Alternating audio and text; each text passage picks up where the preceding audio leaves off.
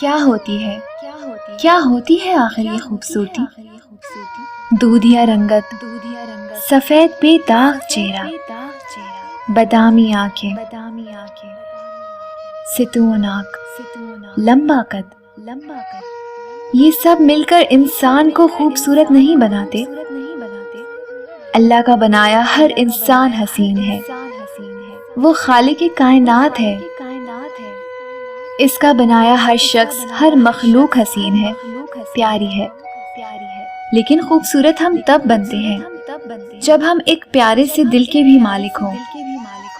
یہ جو لوگ ہزاروں لاکھوں روپے اپنے چہرے کو خوبصورت بنانے میں لگا دیتے ہیں، وہ اگر ذرا سی محنت کر کے اپنا دل نرم کر لیں اور اللہ کی بنائی مخلوق سے محبت کرنے لگ جائیں، حسد، بغض اور نفرت سے اپنا دل پاک کر لینا، تو سچ پوچھو تو وہ خود بخود سب کو بے حد اچھے لگنے لگ جائیں۔